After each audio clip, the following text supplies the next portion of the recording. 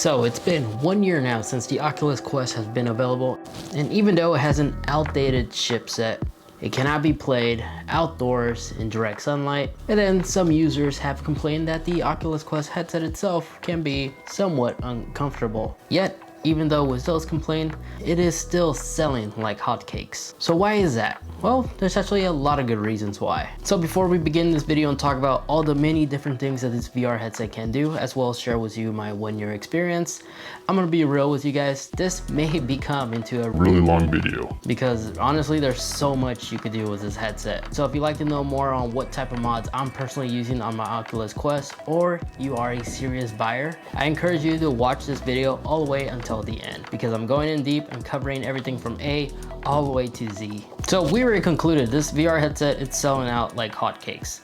It's literally like the Nintendo Switch to this generation of gaming consoles. Because believe it or not, these two gaming systems have two important things in common. One, both are extremely portable and are somewhat underpowered. But that doesn't matter because the software inside both of them, including some of its exclusive titles, are fully optimized to work well on both systems. So in case you haven't watched my first review video where I review the Oculus Quest after 3 months of usage, I mentioned in that video that I was an early adopter. I took the risk of purchasing the Oculus Quest. Even though at that time there was a lot of bugs, a lot of issues and complaints, this VR headset could have easily just flopped. But since I took that chance, I literally witnessed firsthand this headset evolved right in front of me. And thanks to the improvement, the evolution that Oculus did with its future updates, I know personally a few friends who actually sold the Rift S even, to trade towards the Oculus Quest. Which was funny because this was the same group of people that made fun of it at first because it didn't have a fast enough frame rate and the resolution of the Oculus wasn't anything that impressive. But I do understand their point. After all, this is using a Snapdragon 835, which was available on the Samsung Note 8 as an example, which was released back in 2017. The Oculus Quest got released 2019. But thanks to that creative Oculus Quest community, the Oculus Quest has a lot of support that no other VR headset has. As an example, there's awesome apps you could download like Virtual Desktop, which will allow users to actually use the processor and the GPU that they have on their gaming rig to power the Oculus Quest. So you can play full desktop VR game on the Oculus Quest itself. Then very recently, the Oculus Link got released, officially by Oculus. And now that you don't have to have a certain cable, like a USB-C 3.0, you could just use the default cable that your Oculus Quest came included with to run the Oculus Link. You could play your Oculus Rift games that you've previously downloaded and enjoy it on the Oculus Quest, as long as you're connected with the cable, utilizing your PC processing power instead of that Snapdragon that the Oculus Quest has inside. So in a way, the Oculus Quest can play full desktop games with two different methods. You can play wirelessly with Virtual Desktop, or you may play it with the Oculus Link. The benefits with the Virtual Desktop, you could play Steam VR games. So if you also own a couple of Steam VR games, you're able to play it with the Oculus Quest. But from my personal experience after using both options, my favorite method for playing full desktop games is using Virtual Desktop because everything is done wireless. So there's no need to hook up a long cable or anything. And since it solely relies on Wi-Fi when you're connected like this, depending on your current Wi-Fi hardware, latency may vary. But with my general common setup, nothing too impressive, I just use a generic Netgear, I experienced no latency issues whatsoever. And the image and quality looks perfectly fine. Now, no matter which method you choose, the controllers, the sensors, I have experienced no issues when it comes down to playing desktop VR games with either of the two methods. The sensors, the tracking, everything just works. Even the Godin itself also works. So basically, the Oculus Quest can be used as a Rift headset, but the Oculus Quest actually has internal speakers, so you don't have to wear like an external headphone if you don't want to. Nor do you have to set up sensors across your room in case you're using an older headset. But there is a way you could actually connect like a pair of AirPods to your Oculus Quest if you want to. Now, by default, out of the box, there's no setting for this. But don't forget, the Oculus Quest has a large community, as I previously mentioned, as there's many tutorials and guides on how you can unlock this setting where it will allow you to connect and pair an external Bluetooth headphone. Because after all, the Oculus Quest is actually running Android. And someone out there in that Oculus community found the ARC file to give this Android device its Android settings. The installation to unlock this setting menu is really easy. It was literally a drag and drop once you download it on your computer. But once you have that setting app installed on your Oculus Quest, you can literally have the Oculus Quest connected to an external speaker, a wireless mouse, keyboard, a Bluetooth gaming controller, or any type of Bluetooth earbuds or headsets. If you want to know more about this mod, I'll have it linked in the video description down below. It doesn't void a warranty or anything. In fact, all of these mods I'm going to go ahead and show you in today's video doesn't void your warranty. In fact, I think Oculus actually supports this, or else they would have patched it up a long time ago. But another driven community app that I definitely recommend everybody to at least check out and download is SideQuest. SideQuest is a community-driven app that has a lot of content developed by a lot of game developers where they upload their games so you could download them on your Quest before they actually do become available on the official Oculus Quest store. It's like a way where developers could allow people to test out their game, like a beta. There's a lot of content in there, and a vast majority of it, actually I think all of it, is free. Donations are appreciated if you can though. But here is what you need to unlock the full capabilities of Virtual Desktop. It's literally a download once you officially purchase it on the Oculus Quest store. But here you not only can download games, but you can also mod your headset as well as mod some of your Oculus Quest games like Beat Saber as an example. Here you could add more songs, custom tracks, as well as customize the colors of your sabers. But as I previously mentioned, you could download a bunch of cool SideQuest games and install them on your Oculus Quest. So if you're bored and you want to see what's new, you could play a bunch of like community driven games in a way. It's kind of like an indie game. Some of my personal games I highly recommend for everybody to try out, especially if you just got the Oculus Quest, is Vanish Grace. This is more like a puzzle style game with an escape room feel. It allows you to interact with a lot of small items. Some items you don't even think of that you could interact with, you can in this game. It's a fun game, it was about 30 minutes worth of content. The second game I definitely recommend is Crysis. This is a first person shooter with a kind of cartoony feel where you actually have to duck, take cover behind things, aim down your weapon. It really does get your heart pounding. And then don't forget, a very recent massive update for the Oculus Quest was the introduction of hand tracking. That's right, you don't have to use your controller to operate the menu on the Oculus Quest. And some of these games that support hand tracking is currently being tested on SideQuest, like Blanket Works. Blanket Works is one of these SideQuest games that's free to try and download. And this game is another game I would definitely recommend others to check out. But back more into the hand tracking feature. How does that perform throughout its release? It works surprisingly really well. When you boot up the headset, you don't need to have the controllers on you. You're able to freely navigate every menu on the Oculus Quest, and even if you power off the headset, you could turn it off with just your hands. And then every month it seems like Oculus is rolling out new games, but also hands-free tracking games. And surprisingly enough, even though Oculus is constantly releasing new games on the official Oculus Quest store, none of these games actually feel like they have been rushed, which is great because traditionally on console games, whenever you see a lot of games being rolled out, it's usually a generic copy and paste. Nothing like this is like that on the Oculus Quest store. It's clear that the developers that are making these Oculus Quest games are actually taking their time. A fine example is Elixir, although this was partnered by Facebook, which Facebook owns Oculus. But this is a free to download game that you could download on the official Oculus store. No need to plug it into a computer or anything with SideQuest. Elixir is a really awesome game that allows the user to test out hand tracking before they actually begin purchasing other hand tracking games that are coming out really soon. But it's able to track all these individual fingers thanks to the external cameras that it has. And it does it very well because don't forget, not only is it tracking the controllers or your hands, but it also keeps track of the guardians, so you don't bump into stuff that you have around the bedroom. And then if you start going out of bounds, you'll see red lines, and if you go past those red lines, the cameras will turn back on so you can see what you're doing and go back in the center in the safe spot. And then there's also now a new ability where you can actually tap either the left or the right side of the headset and it will automatically manually toggle pass-through mode.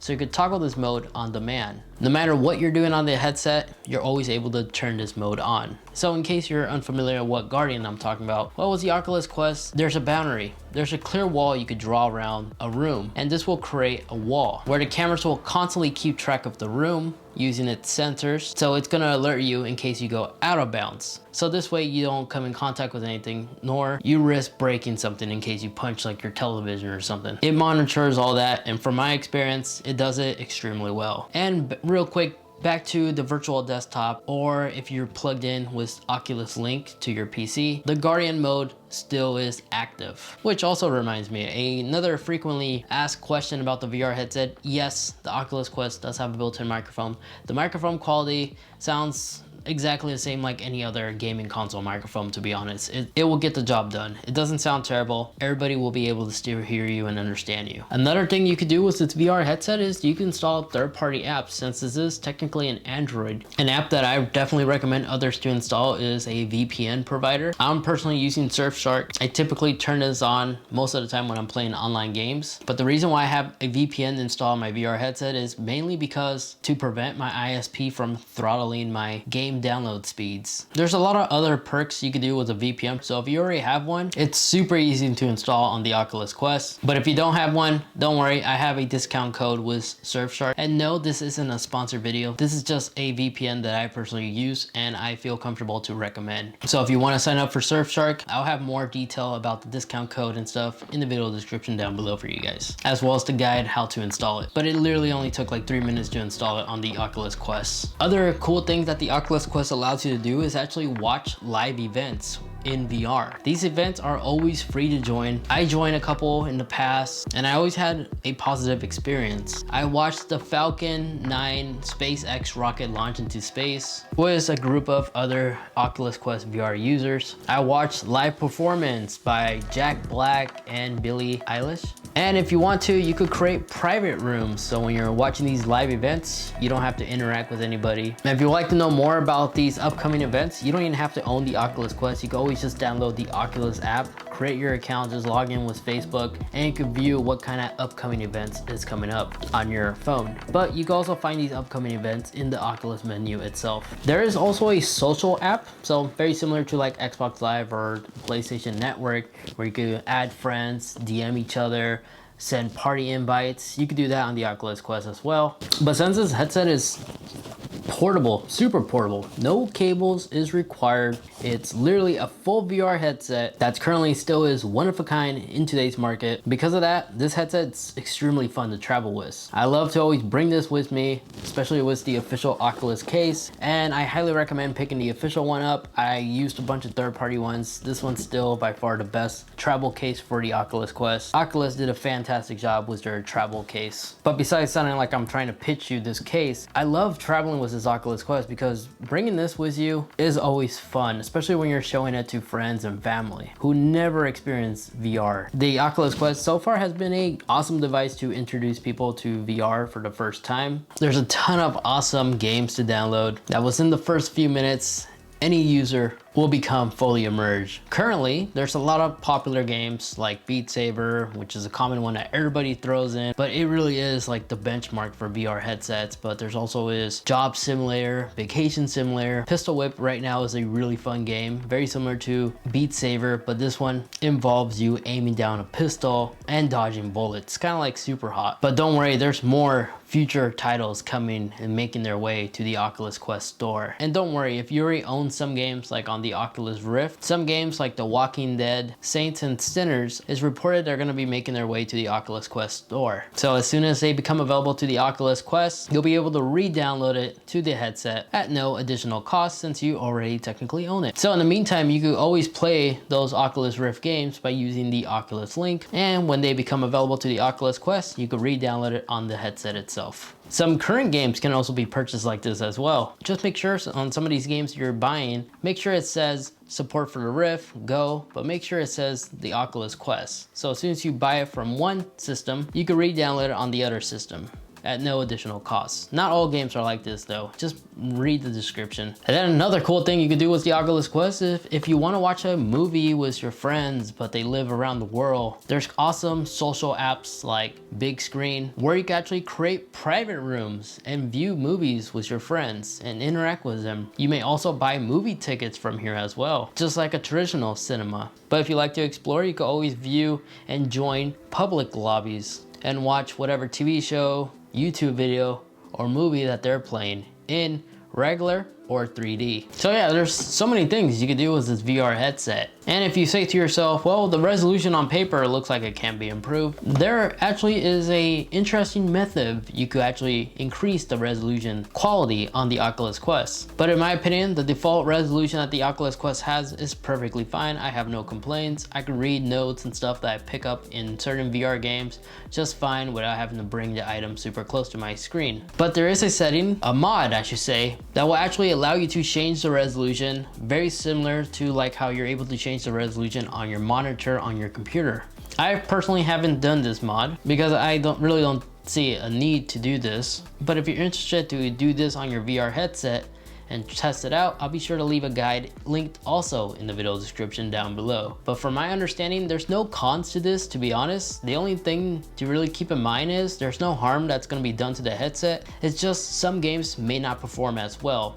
Take a look at this chart, you'll have a general idea. But these are the resolutions that you're able to change. But again, I think the Oculus Quest, the resolution that it has by default is perfectly fine. After all, this is an OLED display, not an LCD. So the colors look sharp and nice. It does have a manual IPD adjuster underneath the headset, which is nice. But there's a couple of cons that comes along with it. One of the biggest pros is it's right there. You don't have to go into the settings like other VR headsets.